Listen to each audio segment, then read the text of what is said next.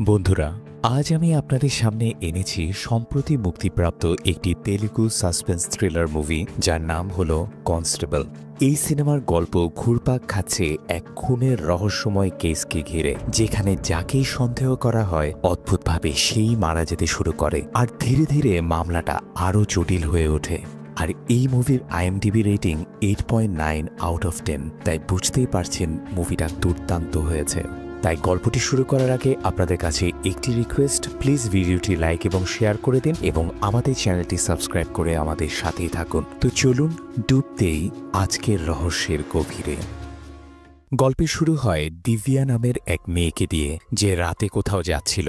এরপর আমরা জানতে পারি দিব্যার বাবা প্রতিদিন পাশের গ্রামে গিয়ে দুধ সরবরাহ করেন, কিন্তু সেদিন তিনি যেতে পারেননি বলে দিব্যা নিজেই দুধ দিয়ে ফিরছিল নিজের গ্রামে। পথে তার বাবা ফোন করে জানতে চান সে কোথায়, কারণ অনেক দেরি হয়ে গিয়েছিল। দিব্যা বলে, আমি রাস্তায় আছি, একটু পরে বাড়ি পৌঁছে যাব। কিছুক্ষণ পর হঠাৎ তার বাইক বন্ধ হয়ে যায় আর সে সেটি স্টার্ট করার চেষ্টা করে। তখনই তার মনে হয় কেউ যেন আশেপাশে আছে। রাস্তা ফাঁকা, চারপাশে কেউ নেই, ফলে তার ভয় লাগতে থাকে। হঠাৎই একটি মাংকি মাস্ক পরা লোক তার কাছে আসে এবং মাথায় জোরে আঘাত করে। দিব্যা সেখানে অজ্ঞান হয়ে পড়ে যায় আর সেই লোকটি পালিয়ে যায়। এরপর দৃশ্য বদলে যায়। এবার দেখা যায় কীর্তি নামের একটি মেয়েকে, যার বাবা সারাদিন মদ খেয়ে বসে থাকেন, কোনো কাজ করেন না। এই কারণে তার মা প্রতিদিন ঝগড়া করেন, প্রতিদিন মদ খাও, কোনো কাজ করো না, একবারে বিষ খেয়ে মরাই ভালো। এই বাড়িতেই থাকে কাশি, কীর্তির মামা, যে পেশায় একজন কনস্টেবল। কাশির বাবা মা অনেক আগেই মারা গেছেন আর তার দুলাভাই কিছুই করে না, তাই সে তার বোনের বাড়িতেই থাকে। আমরা দেখি কাশি প্রতিদিন কীর্তিকে কলেজে পৌঁছে দেয়, আর বাড়ি থেকে বেরোবার সময় কীর্তির বাবা তার কাছ থেকে মদের টাকার জন্য ভিক্ষা চায়। এরপর দৃশ্য কীর্তির কলেজে যায়। সেখানে দেখা যায় অভি নামের এক ছেলে, যে গ্রামের MLC ছেলে। সে ক্লাসে এক মেয়েকে জোর করে হয়রানি করে এবং হুমকি দেয়, কাউকে বললে এর ফল ভালো হবে না, কারণ এই কলেজ আমার বাবার। শুধু তাই নয়, সেই কলেজে সর্বক্ষণ গুন্ডামি করে। এতে বিরক্ত হয়ে এক ছাত্র প্রিন্সিপালের কাছে অভিযোগ করে, আর অভি সেই ছেলেকে ধরে নির্মমভাবে মারধর করে হুমকি দেয় যেন আর কখনো এমন না করে। এরপর কীর্তি কলেজে পৌঁছে তার একমাত্র বন্ধু গীতার সঙ্গে দেখা করে। কিছুক্ষণ পর অভি গীতার কাছে আসে এবং বলে, আমি কীর্তিকে ভালোবাসি, তুমি ওকে আমার জন্য রাজি করাও। কিন্তু গীতা উত্তর দেয়, কীর্তি প্রেমে আগ্রহী নয়, সে শুধু নিজের পরিবারকে ভালোবাসে, তাই তাকে রাজি করানো বৃথা। ওদিকে কাশি ফিরে আসে থানায়। সেখানে আমরা জানতে পারি তার সিনিয়র কনস্টেবলই তার ভালো বন্ধু। দুজনে এক হোটেলে চা খেতে খেতে হঠাৎ শুনে এক মহিলার জোরে কান্নার আওয়াজ। তারা গিয়ে জানতে পারে ওই মহিলা গোসল করতে গিয়েছিল, আর এদিকে কেউ তার স্বর্ণের চেইন চুরি করেছে। কাশি সঙ্গে সঙ্গে আশেপাশের লোকদের জিজ্ঞাসাবাদ শুরু করে এবং সবার মুখভঙ্গি দেখে চোরকে ধরে ফেলে। তার পকেট থেকে সত্যি সত্যি সেই চেনটি বের হয়। এরপর দৃশ্য আবার থানায় ফিরে আসে। সেখানে দেখা যায় মেহেদি নামের এক মহিলা কনস্টেবল, যে গোপনে কাশিকে ভালোবাসে। কিন্তু আমরা দেখি থানার ইন্সপেক্টর তাকে নিজের ক্যাবিনে ডেকে ফাইল বের করতে বলে, আর সেই অজুহাতে কুনজর দিয়ে তাকিয়ে থাকে। এখন দৃশ্য যায় অভির বাবা সেই MLCর দিকে, যিনি গরিবদের জমি দখল করে রাজনীতিতে উঠে এসেছেন। তিনি এক ইন্সপেক্টরকে ঘুষ দেন এবং বলেন, আমার ছেলের জন্মদিন আসছে, আমি এটা খুব বড় আকারে পালন করতে চাই, বড় বড় VIP আসবে, তুমি সমস্ত কিছু অ্যারেঞ্জ করো, কারণ এবার সে বিধায়ক হতে যায়, আর এই জন্যই এই বড়লোকদের সহযোগিতা দরকার। ওদিকে থানায় সিনিয়র কনস্টেবল কাশিকে বলে, মেহেদি তোমাকে খুব পছন্দ করে, সে ভালো মেয়ে, পরিবার নিয়ে তো অনেক ভাবলে, এবার নিজের ভবিষ্যৎ নিয়ে একটু ভাবো। কাশি উত্তর দেয়, আমি মেহেদিকে পছন্দ করি, কিন্তু কখনো সে দৃষ্টিতে ভাবিনি, তবে সময় পেলে ওর সঙ্গে কথা বলবো। এরপর ধীরে ধীরে কাশি ও মেহেদির মধ্যে ঘনিষ্ঠতা বাড়তে থাকে। এর পরের দিন এক বাবা তার ছোট মেয়েকে নিয়ে থানায় আসে এবং বড় মেয়ে নিখোঁজ ডায়েরি করতে চায়। এখানে আমরা জানতে পারি এই বাবা আসলে সেই দিব্যার বাবা, যাকে আমরা সিনেমার একদম শুরুতেই দেখেছিলাম, আর তার সঙ্গে থাকা মেয়েটি দিব্যার ছোট্ট বোন। তখন ইন্সপেক্টর জিজ্ঞাসা করে, তোমার মেয়ের নাম কি, কোন কলেজে পড়ে, কোন গ্রামে থাকো তোমরা? দিব্যার বাবা জানান, 2 দিন আগে দুধ দিতে মেয়েটি পাশের গ্রামে গিয়েছিল, কিন্তু রাতে আর ফিরেনি। অনেক খুঁজেছি কিন্তু কোথাও পাইনি। কিন্তু ইন্সপেক্টর সাহায্য করার বদলে দিব্যার বাবাকে বলে, তোমার মেয়ে তো বড় হয়েছে, হয়তো নিজের কোনো বয়ফ্রেন্ডের সঙ্গে পালিয়ে গেছে, 2-1 দিনের মধ্যে নিজেই ফিরে আসবে। এই কথা শুনে দিব্যা ছোট বোন সঙ্গে সঙ্গে প্রতিবাদ করে, না স্যার, আমার দিদি তেমন মেয়ে নয়, ওর কোনো বয়ফ্রেন্ডও নেই। তখন ইন্সপেক্টর হেসে বলে, সবাই এমনই বলে, কিন্তু পরে আসল সত্যিটাই বের হয়ে যায়। এই রকম কথা শুনে বাবা ও মেয়ে দুজনেই খুব মন খারাপ করে ফেলে। তারা ভেবেছিল পুলিশ সাহায্য করবে, কিন্তু উল্টো এই রকম অপমানজনক কথায় তারা হতাশ হয়ে থানার বাইরে চলে আসে। কাশি তখন সব ঘটনা দাঁড়িয়ে দাঁড়িয়ে শুনছিল, কিন্তু ইন্সপেক্টরের ভয়ে কিছুই বলতে পারেনি।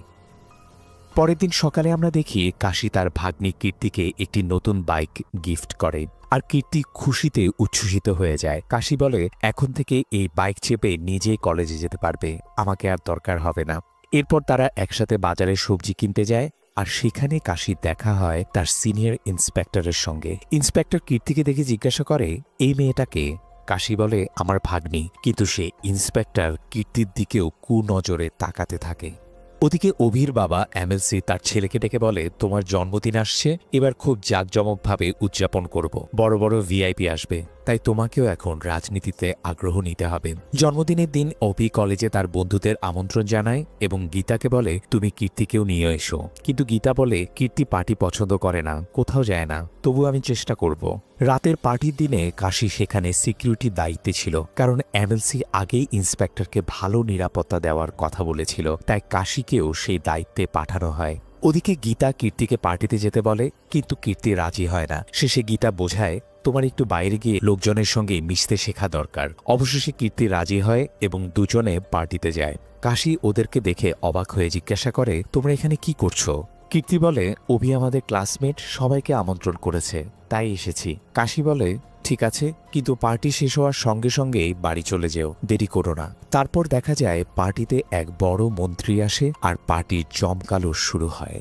এই সময় কীর্তি ওয়াশরুমে গেলে অভি ওকে টেনে নিয়ে চুমু খাওয়ার চেষ্টা করে, কিন্তু কীর্তির রাগে তাকে এক থাপ্পড় মেরে সেখান থেকে বেরিয়ে যায়। অভির বন্ধুরা সব ঘটনা দেখে ফেলে আর পরে পার্টি শেষে অভিকে উস্কে দেয়। অভি রেগে গিয়ে বলে, ও আমাকে থাপ্পড় মেরেছে, এখন ওকে শিক্ষা দিতে হবে।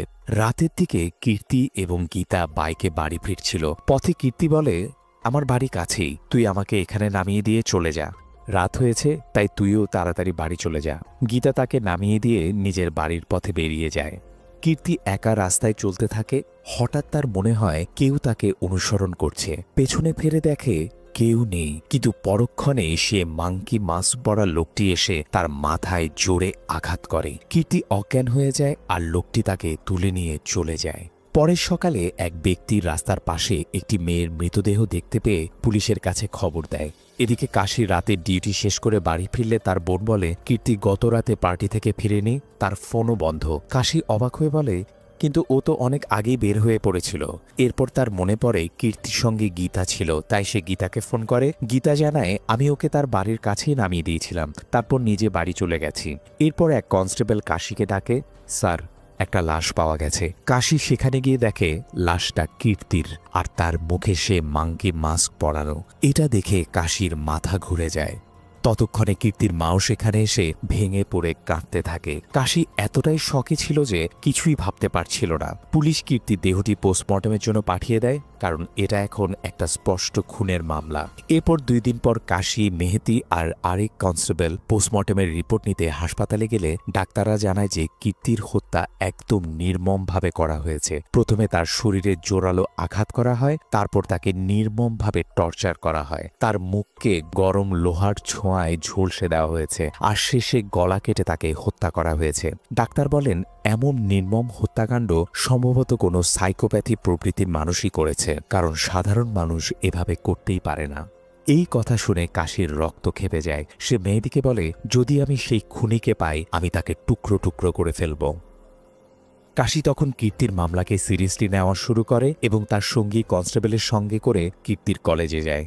সেখানে তারা কীর্তির সহপাঠী গীতার সঙ্গে কথা বলেই জানতে চায় কীর্তির কোনো শত্রু বা বয়ফ্রেন্ড ছিল কিনা। গীতা বলে, কীর্তির কোনো বয়ফ্রেন্ড ছিল না, তবে হ্যাঁ, পার্টিতে ওই রাতে অভি তার সঙ্গে বেয়াদবি করেছিল, তাই কীর্তি তাকে থাপ্পড় মেরেছিল আর আমরা সেখান থেকে চলে এসেছিলাম। এরপর কাশি গীতার কাছ থেকে অভির নম্বর নিয়ে তাকে ফোন দেয়, কিন্তু ফোনটা বন্ধ পাওয়া যায়। এটা দেখে কাশির মনে সন্দেহ তৈরি হয় যে নিশ্চয়ই কোনো সমস্যা আছে, তাই সে সরাসরি এমএলসির কাছে যায়। পথে অন্য কনস্টেবল তাকে আড়াল করে বলে, ওর সাথে একটু সাবধানে কথা বলো, ওটা কিন্তু একটা টেরা স্বভাবের মানুষ। কাশি এমএলসির কাছে গিয়ে অনুরোধ করে, আমার আপনার ছেলের সঙ্গে জরুরি কথা আছে, দয়া করে তাকে ডেকে দিন। এমএলসি জিজ্ঞাসা করে, কি ব্যাপার? কাশি বলে, কীর্তির হত্যার প্রধান সন্দেহভাজন আপনার ছেলে অভি। এই কথায় এমএলসি রেগে চিৎকার করে বলে, তুমি কি বুঝতে পারছো যে তুমি কোথায় দাঁড়িয়ে আছো?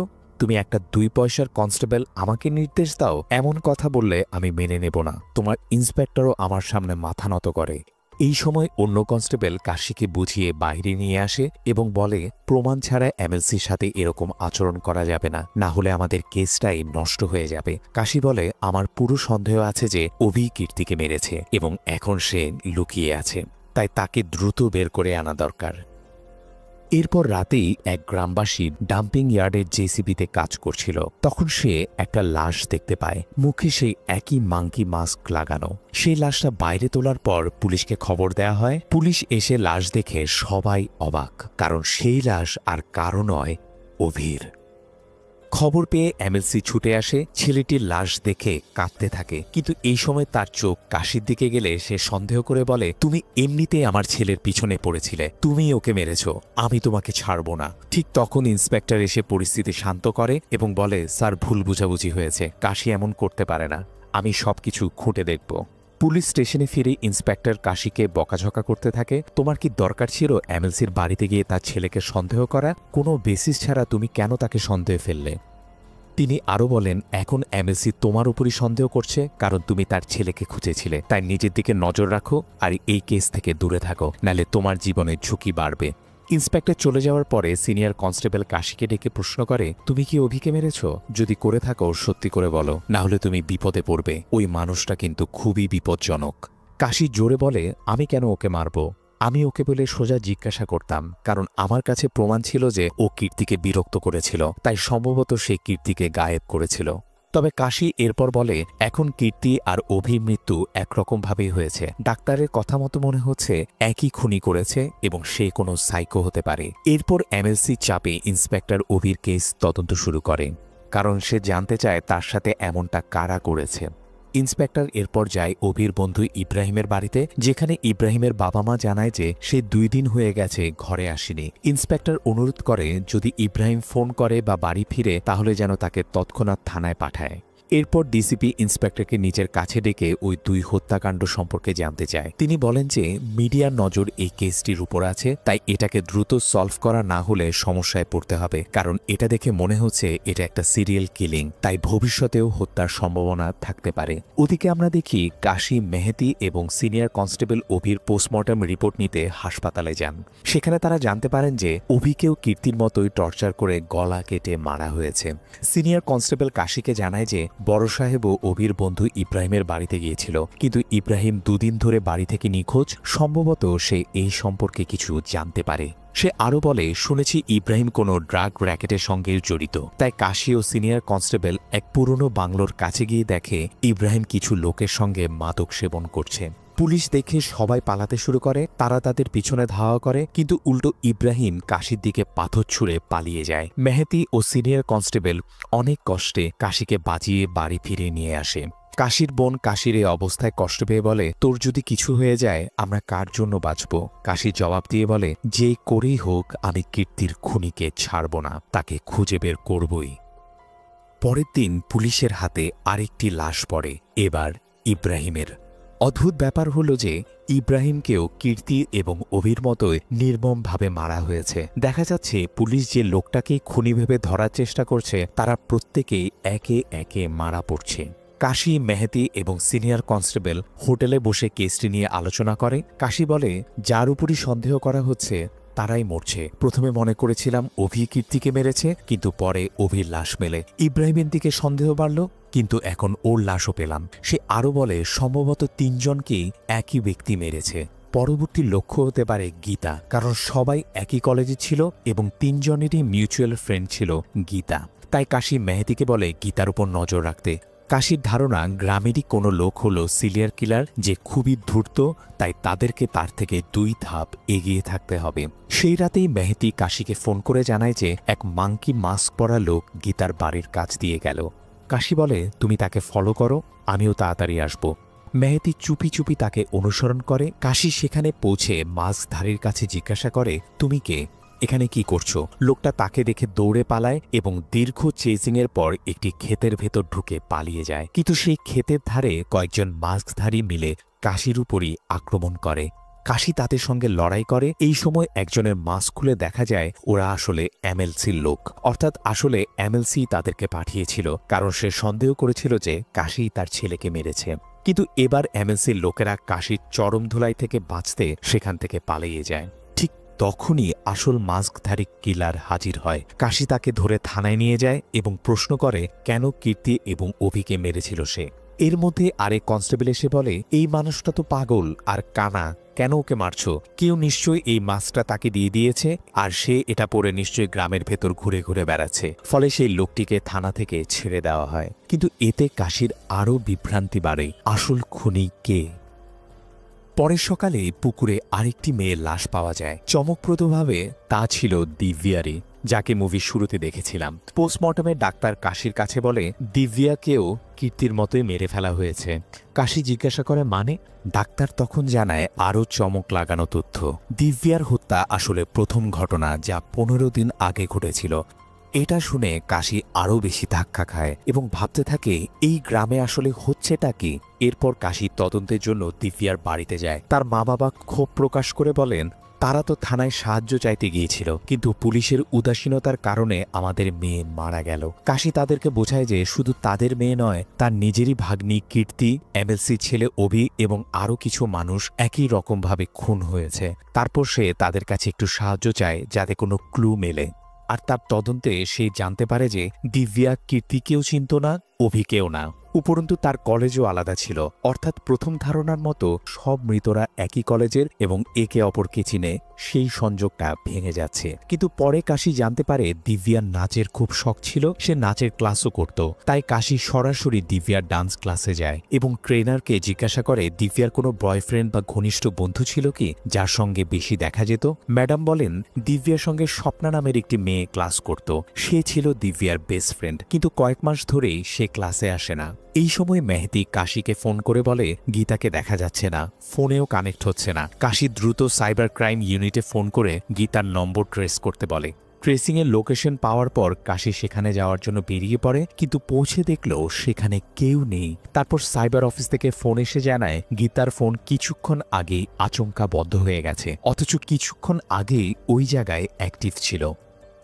হতাশ হয়ে কাশি এক ধাবার কাছে এসে বসে থাকে। তখনই একটি লোকের গলায় থাকা একটি চেন নজরে পড়ে তার। চেনটা দেখে তার মনে পড়ে যখন দিব্যার লাশ পুকুর থেকে তোলা হচ্ছিল তখন একটি চেন জলেই পড়ে গিয়েছিল। কাশি তৎক্ষণাৎ পুকুরে ঝাঁপিয়ে চেনটি উদ্ধার করে। অন্যদিকে গীতা অচেনা কোথাও সেই খুনির কবজায় বন্দী। কাশি চেনটি খোলার পর লকেটের ভিতর দেখে এমন এক চিত্র যা দেখেই তার মাথা ঘুরে যায়। লকেটে যে মাস্কধারী লোকটি ছিল সে আর কেউ নয়, সেই সিনিয়র কনস্টেবল, যে সবসময় কাশির পাশেই দেখা যেত। কাশি এরপর তড়িঘড়ি সিনিয়র কনস্টেবলের বাড়িতে যায়, কিন্তু সে বাড়িতে নেই। একটু পর কাশি দেখে যে ওই কনস্টেবল চুপি চুপি কোথাও যাচ্ছে। তাই কাশি তাকে চুপিসারে অনুসরণ করে এক জায়গায় পৌঁছায়। সেখানে কনস্টেবল কাশিকে দেখে আক্রমণ করে। কাশি তাকে থামাতে চেষ্টা করে, তখন কনস্টেবল বলে কাশি আমাকে ওই মেয়েটিকে মারতে দাও, নইলে আমার মেয়ে মারা যাবে।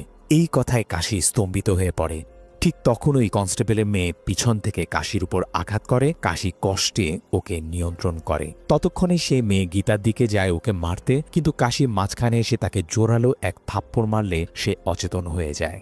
কাশি সিনিয়র কনস্টেবলের কাছে সবকিছু জানতে চায় যে এইসব কি হচ্ছে, তুমি কেন এটা করছিলে। কনস্টেবল বলে যদি আমি গীতাকে না মারি আমার মেয়ে মারা যাবে। কাশি অবাক হয়ে জিজ্ঞাসা করে এটা কিভাবে সম্ভব। তখনই দৃশ্যটি ফ্ল্যাশব্যাকে চলে যায় এবং আমরা আসল সত্য জানতে পারি। ফ্ল্যাশব্যাকে দেখা যায় সিনিয়র কনস্টেবলের মেয়ের নাম স্বপ্না। স্বপ্নার মা নেই, তাই বাবা তাকে অনেক ভালোবাসে। স্বপ্না নিজেও তার সৌন্দর্য নিয়ে খুব যত্নবান ছিল।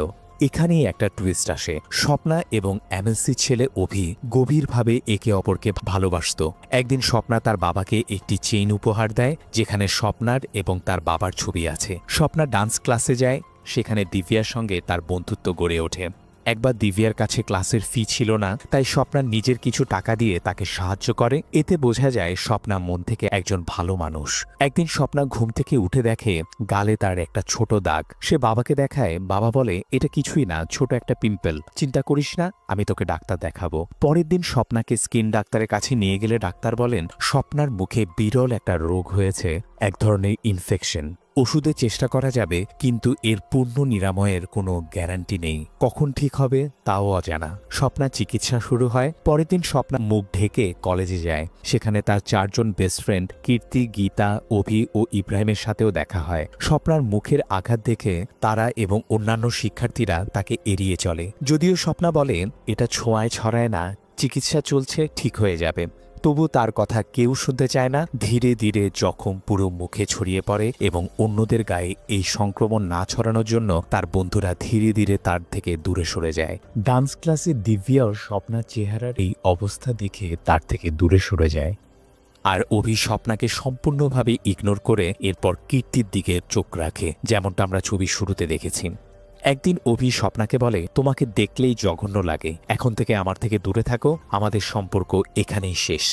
সেরকম সবাই স্বপ্নাকে উপেক্ষা করতে থাকায় সে ধীরে ধীরে গভীর বিষণ্ণতায় চলে যায়। অনেকদিন ধরে ঘরের বাইরে আসে না, না খায়, না পানি পান করে। ফলে তার বাবা মা খুব উৎকণ্ঠিত হয়ে পড়ে। এরপর সে আত্মহত্যারও চেষ্টা করে, কিন্তু তার বাবাই তাকে বাঁচায়। স্বপ্নার বাবাকে ডাক্তার জানিয়েছিল যে তার মেয়ে যদি খাওয়া বন্ধ করে তাহলে সে মরে যাবে, কারণ এই রোগ তার ইমিউন সিস্টেমকে দুর্বল করে দিচ্ছে। তাই তার বাবা অনুরোধ করে, মা আমার কথা শোন, খাওয়া শুরু কর, না হলে তুই মরে যাবি। কিন্তু স্বপ্না বলে, বাবা আমরা কেন মরব, আমরা কি করেছিলাম, আমি তাদেরকে মেরে ফেলবো যাদের কারণে আমার এই অবস্থা।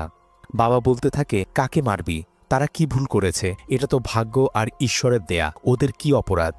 এই কথায় স্বপ্না রেগে গিয়ে আরো হিংস্র হয়ে ওঠে এবং বলে, হ্যাঁ বাবা তুমি ঠিক বলেছ, ওদের কোনো দোষ নেই, সব কষ্ট সব ভুল আমারই, তাই আমি নিজেই মরব। বাবা তখন তাকে শান্ত করতে বলে, ঠিক আছে মা, আমরা 2 জন মিলে তাদেরকে মারব, এখন খাওয়া শুরু কর। এরপর স্বপ্না প্রথমে দিব্যাকে কিডন্যাপ করে নিয়ে আসে, যা দেখে স্বপ্না অত্যন্ত খুশি হয়। সে বলে, বন্ধুত্ব মানে সুখ দুঃখে একসাথে থাকা, তুমি আমার এই অবস্থা দেখে আমার কাছে আসুনি, অথচ আমি সবসময় তোমার পাশে ছিলাম।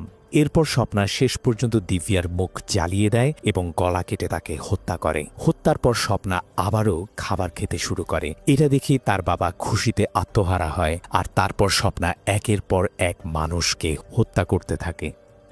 দৃশ্য এরপর বর্তমানে ফিরে আসে। স্বপ্না যখন হুঁশ ফিরে পায় সে কাশির দিকে এগিয়ে আসে কাশিকে মেরে ফেলার উদ্দেশ্যে, কিন্তু ভুলক্রমে তার বাবার পেটেই ছুরি ঢুকে যায় এবং স্বপ্নার বাবা ঘটনাস্থলে মারা যায়। কয়েকদিন পর স্বপ্নাকে পাগলখানায় ভর্তি করা হয়। সেখানে সে খাবার খেতে অস্বীকৃতি জানায়। তারপর ওয়ার্ডেন কাশির কাছে ফোন করে বলে, স্বপ্না এখানে খাবে না, তুমি দেখো কি করতে পারো। এরপর কাশি হাসপাতালে এসে দেখে সেই ওয়ার্ডেনও মারা গেছে। পরে কাশি স্বপ্নাকে দেখতে গেলে দেখে স্বপ্না স্বস্তি নিয়ে খাচ্ছে। এমন দৃশ্য দেখে কাশি বুঝে যায় কার হাতে এই কাজ হয়েছে, আর এখানেই মুভিটি সমাপ্তি ঘটে। তো বন্ধুরা, এই ছিল কনস্টেবল মুভির সম্পূর্ণ গল্প। আশা করি আপনাদের মুভির গল্পটি ভালো লেগেছে। যদি আমার এক্সপ্লেনেশন আপনাদের ভালো লেগে থাকে তাহলে প্লিজ ভিডিওটি লাইক এবং শেয়ার করে দিন এবং আমাদের চ্যানেলটি সাবস্ক্রাইব করে আমাদের সাথেই থাকুন, কারণ আমরাই একমাত্র এই ধরনের ইন্টারেস্টিং ভিডিও নিয়ে আসি। ধন্যবাদ।